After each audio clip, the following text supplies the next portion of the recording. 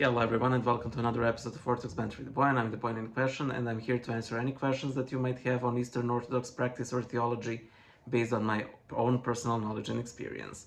And today's question comes from Skeleton Crew, who asked me, I have to say, the most interesting question I have ever received.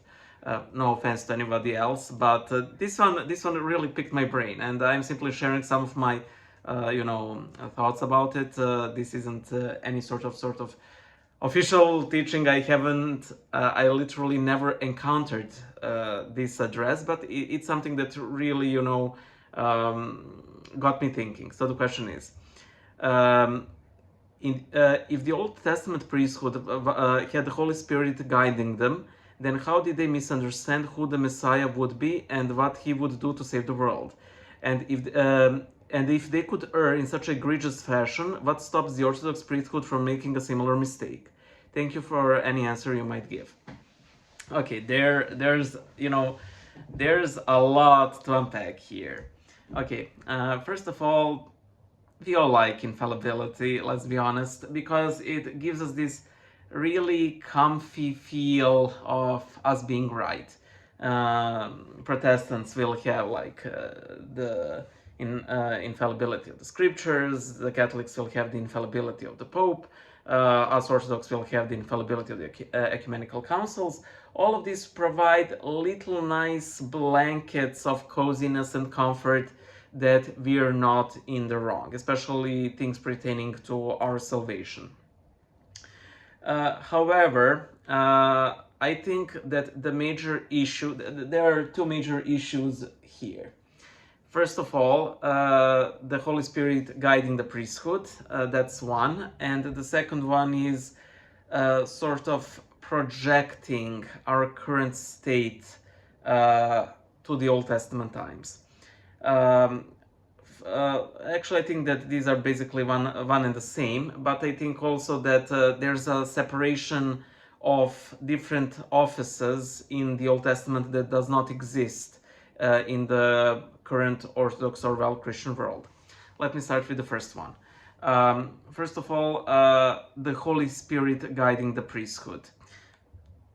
Did he really? I mean, when you think about it, the priests in the Old Testament times had essentially basically only this liturgical sacrificial role.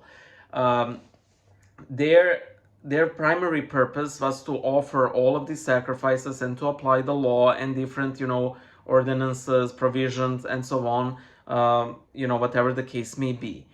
The office of being guided by the Holy Spirit actually belonged to prophets, And yes, on occasion, there were overlaps between different offices. By the way, when I mention Old Testament offices, I mean the threefold office of the separation of the priest, the king, and the prophet. Christ sort of joins all three of those. However, in the Old Testament times, they were very separate, and on occasion there were, there was an overlap between them. For example, Kings David and Solomon were both kings and prophets. Ezekiel, I believe, was both a priest and a prophet, but in general, they tended to be, separate. And the priests weren't really, guided supernaturally, at the very least, as the prophets were. And I think this is the major reason why the priests of the Old Testament did not recognize who Christ is, but the sole prophet that they had did, namely St. John the Baptist, depicted here. So the sole prophet did recognize him, the priest didn't. And even then, there was this sort of, Holy Spirit working behind the scenes, because the Gospel of John tells us that the high priest Caiaphas, he realized that it's better for one man to die for the whole people than for the whole people to perish. And he was completely right.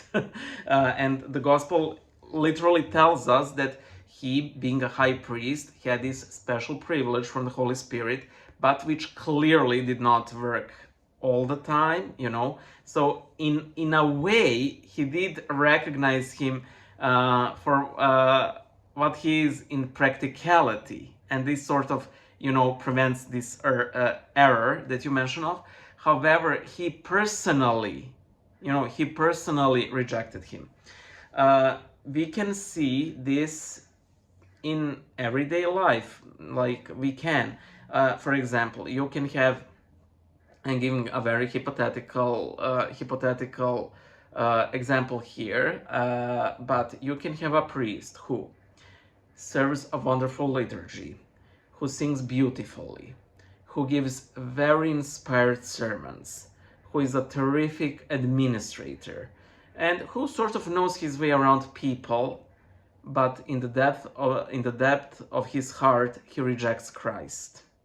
It's the same thing, he might not do it as outwardly as Caiaphas, but if he actually met Christ before, like, the second the last judgment, he would be the one crucifying him or shouting for him to be crucified, or what's probably even worse, be completely indifferent to Christ's crucifixion.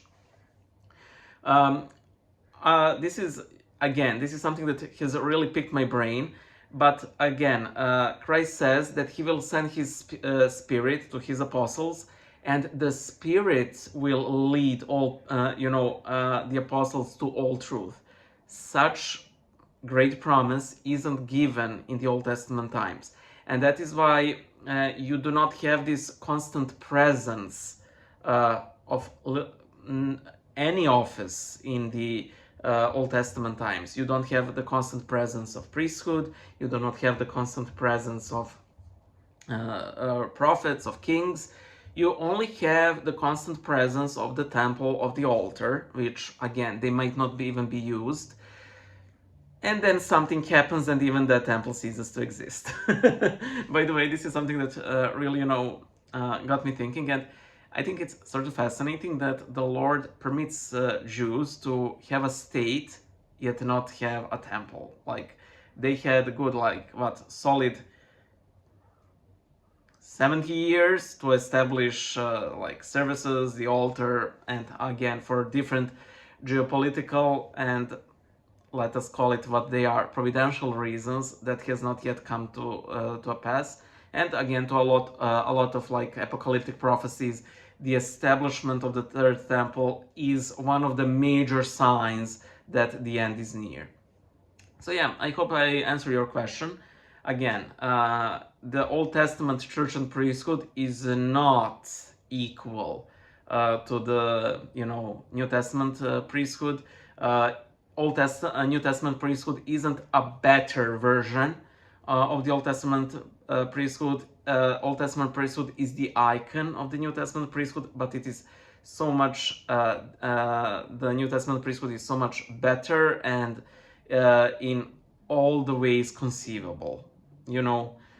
Just the very fact that a high priest in the Old Testament would only,